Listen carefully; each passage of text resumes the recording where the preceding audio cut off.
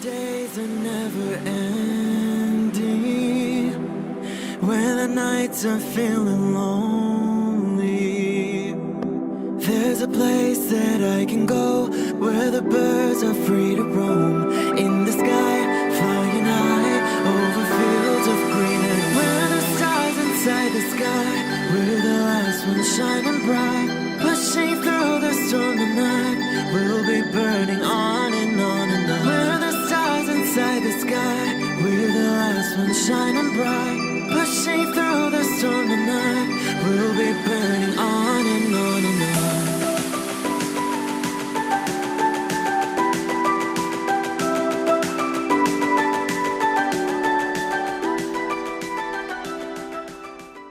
Hello Leo, this is Inspire 2016 with your weekly tarot reading for the week commencing the 2nd of November until the 9th of November 2020. The first card for you is representing, how do you feel about yourself? Your card is the 9 of Pentacles. You have worked hard to get here, so now, sit back and relax and enjoy some of life's luxuries. You deserve it. Do not be afraid to splurge, indulge or pamper yourself, particularly if it is as a reward for all of your hard work. Treat yourself to a special occasion, to simply celebrate the journey you have been on to achieve your goals and to re-energize yourself for the next phase. You are close to reaching completion, so acknowledge this and then prepare for what will come after. Sometimes, however, the 9 of Pentacles can indicate that you are close to reaching your goal but you have not yet made it. So, as a result, you may want to stick to your program and continue sacrificing until you have reached that goal. You are showing great self-discipline and self-control to ensure you get to where you want to be. Whilst the suit of Pentacles typically focuses on material wealth and gain, the 9 of Pentacles also suggests that you are in harmony with the nature that is around you. You have an appreciation for the beauty and abundance found in nature and you are able to harness this energy to bring pleasure into your life. You may enjoy gardening or floristery, or you may simply like to pass your time in the beauty of nature with picnics or walks in the park. The 9 of Pentacles can indicate a time of restraint, poise and grace. The figure in the card is very ladylike and refined. She lives a comfortable, luxurious lifestyle and is able to keep herself looking nice. This is a time when you need to carry yourself with grace and refinement, and to be tactful and diplomatic in your dealings with others. The second card for you is representing, what do you want most right now? Your card is the Queen of Swords. What do you want most right now is balance, impartial judgment and intellectual understanding. You will meet a female significant figure who is most likely from the air sign, who is stern and composed, and without much feeling. If you are single, she might be someone that you're looking forward to be your partner. On the other hand, this card also represents the intellect's ability to judge and discern impartially, without the influence of emotion or sentimentality. She likes to know the how, what, why, where, when and who of everything to help her make sense of her environment and to better understand others. It is not that she does not care about others, but she connects to other people through an intellectual understanding rather than an emotional understanding. The Queen of Swords is a sign that you need to be independent in thought and in judgment. You must use your unbiased intelligence in order to make a judgment of a particular situation, drawing upon every piece of information and fact that you have gathered along the way. Empathy or compassion towards others may distract you from the task at hand, so it is important that you think with your head and not with your heart at this particular time.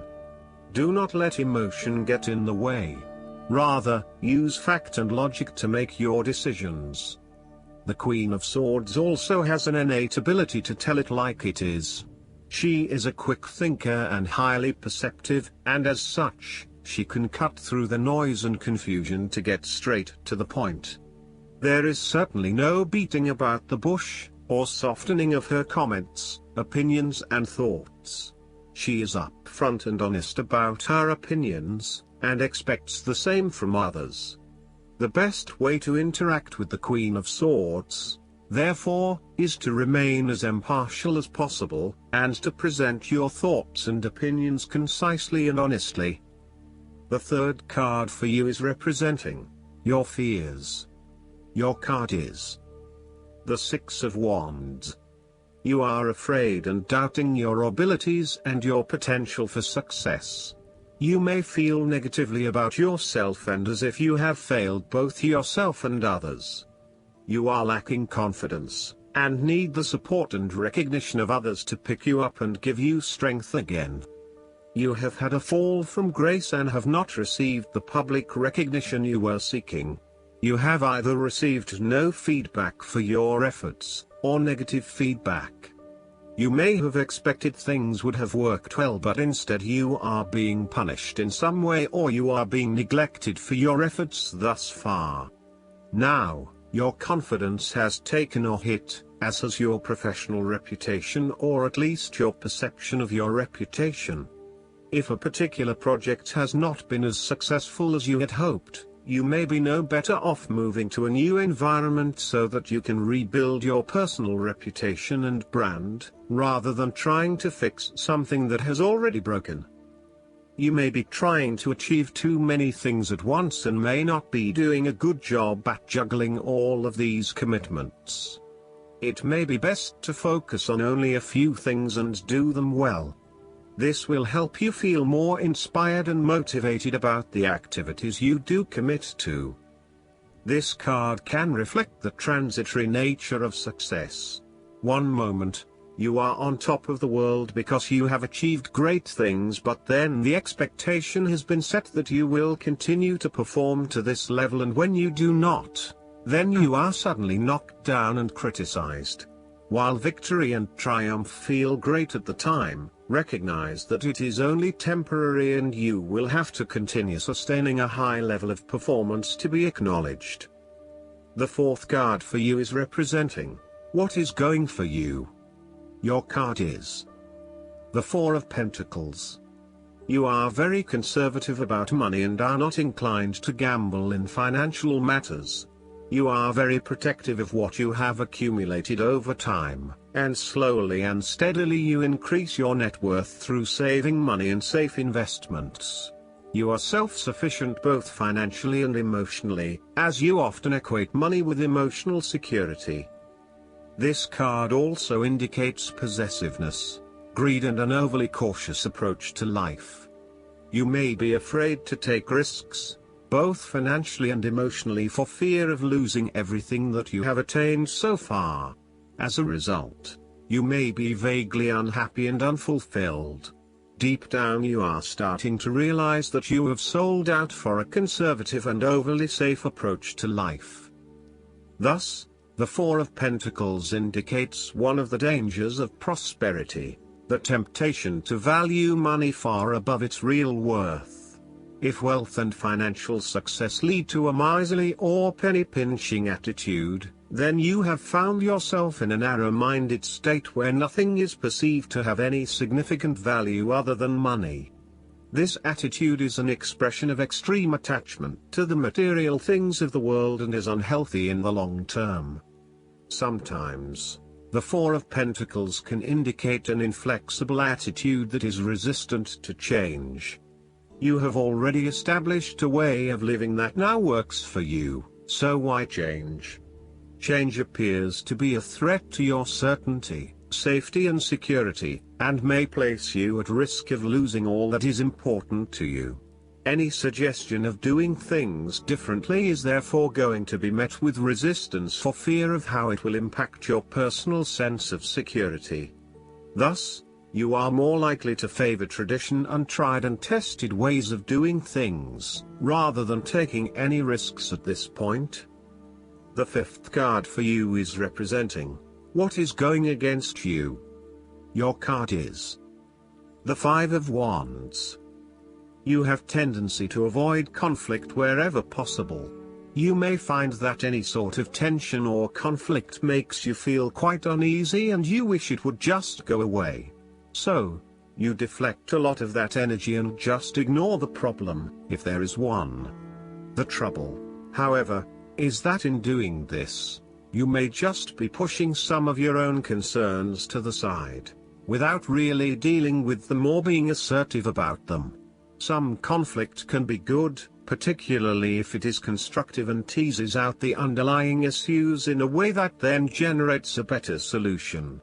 Consider whether always avoiding conflict is the best way to go, or if you are finding yourself just compromising on what is important to you. You are no longer up against so much competition and can just be. On more personal level, you have worked through your anger and hostility and you feel more secure in your relationships. You do not have to constantly prove yourself anymore. There is a realization that you do indeed need focus to achieve your goals. You have come through a period of scattered thought and random ideas only to find yourself in the same place you were when you started.